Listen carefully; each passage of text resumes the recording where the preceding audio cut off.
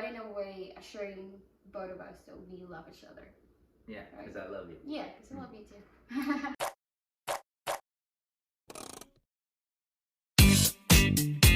too. What's up, everybody? Welcome to the first episode of Me and Love. I'm me, and this is Love, where we discuss relationships from afar. We're 8,000 miles apart. She's from the Philippines. I'm from the USA. And we just come here to navigate, not only our first week together, but document and, hopefully help anybody out there, because we know relationships are tough. We know they're difficult. Especially when you add in, the different metrics of, culture and coming together from a long ways away. There's a lot of things, and we know there's plenty of people out there that are experiencing the same thing. So we're just here to add our 2 cents to it. My name's Nate. This is Maria, and this is our first episode of Me and Love. And we're in the U.S., by the way. Yep, right outside Charlotte, North Carolina. We navigated Maria navigated a visa to work here and to teach. So she's teaching in the Charlotte School District, and then also living arrangements, me coming from another part of the country, right outside the Kentucky area, and her coming from, what's your province in the Philippines? Bicol. I'm from Bicol. Bicol. So we met last year in December. We're close to a year, and it's been a lot of stuff going on in that year. So we just thought we'd share and see if anybody else, understands the struggle or can get any tips from us or anything, and so we can improve as well. So we started here with our first week. We thought now that we're settled, it'd be a great time to go ahead and start it. And wow, the first week. It was very tough. Like, very, very tough. Was it? It was. Okay. It's a transition from me being in a province to being in a city. So, and living with someone. Yeah. And, I'm an outdoor guy, so for me to live in the city has been quite a bit of change for me. But nonetheless, we've made it the first week, and I think one of the challenging things that we have to start is, we only have one car. Right, so I've got to drive her to school, and we've got to navigate that, which you wouldn't think is that big of a deal, and it's really not. But it's definitely some pluses and minuses both when it comes to sharing a car and really taking 2 lives from across the world and then just cementing them together. One of the pluses I found from our car rides to school was that we get a share. Yeah, but the thing is that I have to wake him up every morning, like 6:45, when it's his time to sleep, but he has to get up and make coffee because he needs to take me to work. Yeah, and one of those things, right off the bat is that real quick, she was, quick to help put on the water. So by the time I'm up, the water's boiling, so all I have to do is pour the water into the press, and then my coffee's ready. So, it's small things like that even though we, I was about to say that, small things, it does matter. It does help. It does help, especially with you're with somebody, and all these new things. Those little small things go a long way. So having that water, even boiling for the coffee in the morning was huge. It was huge, because it saves me 5, 6, 7 minutes. If I'm gonna get up a little later, or whatever, and then I can still make coffee. Plus, it shows, love and care towards me, which I really appreciate. And one of the things that I enjoyed about at least sharing one car is we get to talk about our day right then and there. Because he just doesn't bring me to school, but he also picks me up every day at work. And it's nice because it gives a little bonding time to talk about how our day is right then and there. So we're able to, come together over that, before we even get home, which is nice.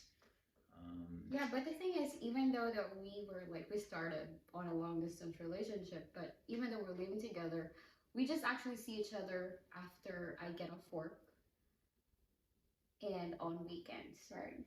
Yeah. But sometimes it's always a struggle, especially preparing what to eat for the day, because what he doesn't like the most is me asking, what do we have to eat for dinner? and let me clarify that. Listen, dinner happens every single night. So for anybody that's been single for any amount of time, or even together after a while, it's not a very cool question. Yeah. What's for dinner, right? Because it happens every night, and between work, and the struggle that a modern day work environment can impose, and then groceries and getting them all and having the right ingredients. Dinner can be kind of a pressing topic because, well, what's for dinner? And it happens every night. So, after me being a bachelor for a while, I just really dislike that question. Yeah, What's for dinner? but the thing is that why we're sharing this is that because we had like an argument about dinner the other day, Well, I don't know. when he was like, I was so tired from school and I don't feel like cooking. And he was like, I was like, okay, let's make spaghetti. And I just had like, didn't like them. Yeah, what happened there? I was like, I feel like I was missing the Filipino food. That's why. The Filipino spaghetti, or just Like any type of food, because we haven't had like figure out, because the struggle too was like on the first weekend he came here like Saturday and we weren't able to go out and do grocery shopping. Yeah, because we're putting a house together. Yes, because we were arranging everything, fixing everything. So we never had like that idea or plan like what to do or cook for like the entire week. So we were like all over the place. Yeah. So, but part of that too is just the difference in cuisine, right? But guys, you gotta listen to your ladies, and sometimes they won't speak up when they need to, and that's something we're working on too. But she had mentioned on the ride home that she would have liked some Filipino food, and I'm not certain, but I think we may have already had some rice in a Filipino dish that week, and I said I wanted some American food. Yeah. And she really didn't push back, but I also didn't listen. Yeah. And so if I would have listened a little more, we probably could have negated that meltdown afterwards. But hey. Yeah, but love, though it's very hard to accept it, but women change their mind. So quickly. No, should have not. Should have Right. not. So it was like the dinner stuff it's something small, but we were able to understand each other after that. Right? Yeah. And we promised to like speak up more on what we need. Yeah. Because he is very much willing to understand me and like give me whatever I need. Right? I tried to. I mean, we made 2 different store visits even today. We went to the international market and then also the regular, American market. And that's what we need to do right now, for different ingredients, for pancit noodles to oyster sauce that we can't get at the traditional stores, that we have to go to these other places. And it's no problem. It also gives her a little time to go and do her thing, have a little me time in the store, and start to get a little used to, this new sort of life that we're both living. And that's an important thing too. When when everybody's living with each other, when people are living with each other, you got to give each other space, right? And I think it's helpful to understand that even trips like to the supermarket can be space, because then, because she even mentioned, we went for that first day that I was there, but we were both so tired. She kind of felt like I was on top of her and all those things. So, people need their space, whether it's men or women, for shopping. And so the time that they need to go in there, and you went in there again this morning, and I sat in the car, and... But it's a different story, because I went there in that Asian market, but I was prepared, so he was just waiting for me outside in his car. So it went smoothly, because I just feel like no one was rushing me. Like every woman doesn't want to be rushed when shopping. So right, love. So I was telling him that, and it just so happened that I was able to get everything that I need, and there was no argument all the way.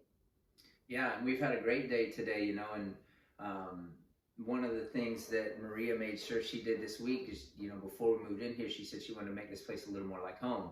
Yeah. And so she got a table the first week. I didn't do it. She got it off Marketplace. She got it here. And so sharing a meal, especially already several meals together here at the table, gives us more time to talk about other things as well. And that's one of the things that a lot of families, I don't know how many in America are still doing, sitting down at the table and having a meal and sharing, what goes on. I know you heard us talk about we could talk about our day in the car, but we would talk actually a lot more detail here at the table. And so sitting down and sharing a meal and sitting at the table is important, right? Yeah, it's more than like, not just eating, but actually like sharing. And it's not like we have the TV on, right? We don't have music playing. I mean, we might have some peaceful music in the background, but we're not distracted, and sitting around a table and having a meal is a highly, I think, underrated a form of connection nowadays that a lot of times in America we sit in the couch or we sit in a recliner with the TV on and we've got our tablet or our phone in our hand and we are missing that connection with our partner. Yeah. And how important that really is.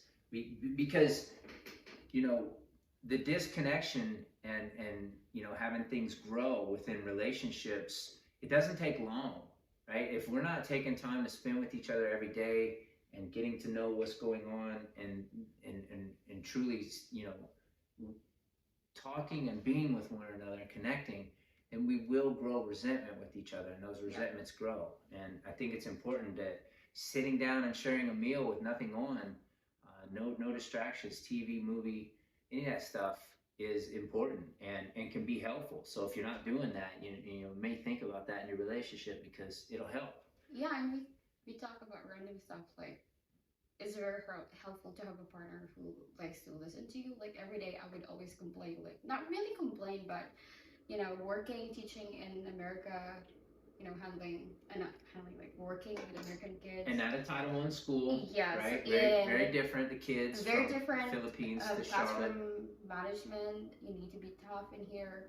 So for all aspiring Filipino teachers. But he's very, very much so understanding. And he would ask me how my day is. And I think that is very important, especially when you're in a relationship, to talk about what's happening in your days to make sure that you care about what they're feeling for the day. Yeah, guys, you gotta listen to your girl. You gotta ask her questions, right? Oftentimes, what I see, you know, a lot of is, you know, we get together with people and we do it for maybe not some of the best reasons, right? We do it because of maybe what they can offer, what they can look. And I know that's terrible to say, but, you know, I've seen it more times than I can count. And all I'm getting at is I'm not, you know, trying to line anybody out or saying that this is what's going on, but I'm saying that if you want to have true connection, even within those relationships, then you're going to have to do some different stuff.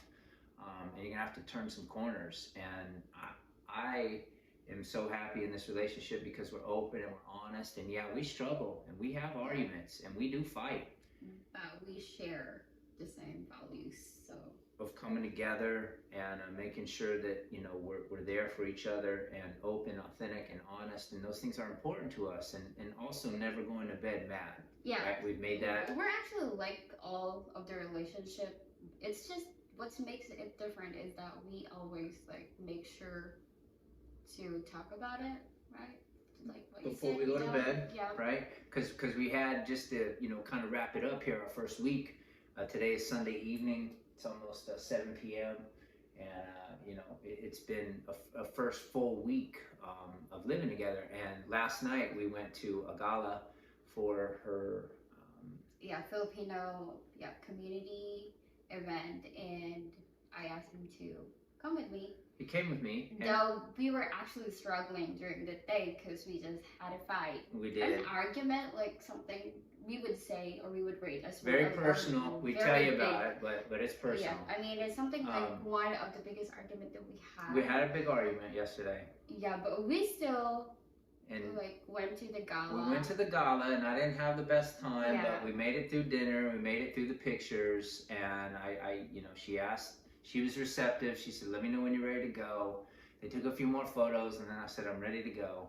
And we came home and we chatted. We gave each other a little space first, but then we chatted, and then we came together in love before at the end of the evening. But imagine, like, we were in the same house, but we weren't talking. We were chatting with each other, texting, because we just don't want to, like, have a different tone, you know? And we needed some space, you know? So that's another, you know, thing is giving each other space when you live in the same house, whether you come from 8,000 miles or right across the road or the next state over.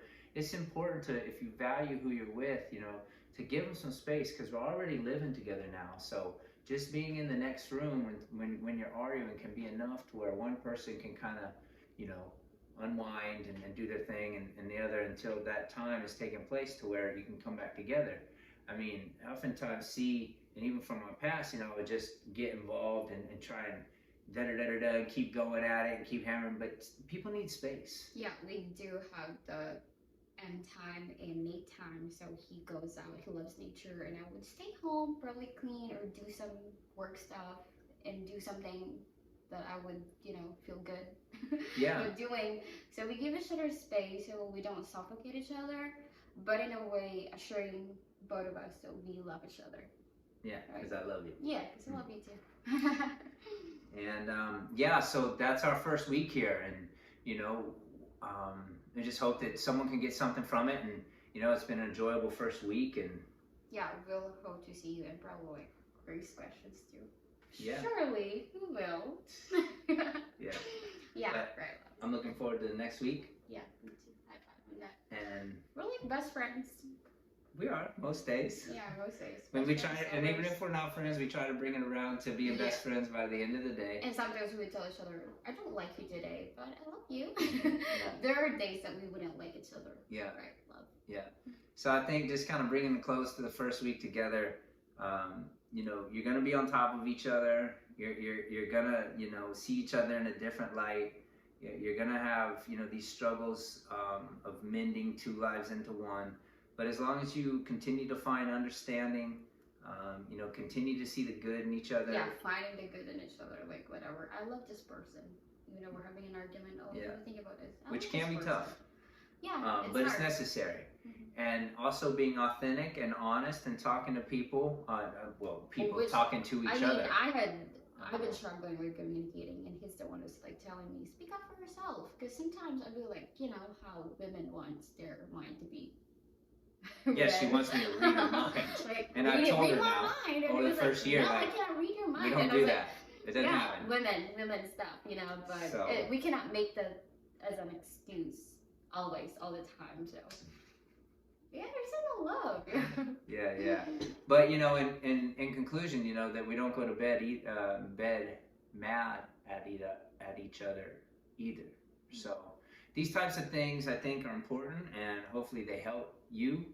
And leave your comments below and give us a like and subscribe if you like us, and we'll tune in next week for our second week. Yeah. See how that goes. Okay, second week. All right. Well, that's Me in Love signing off. Bye bye.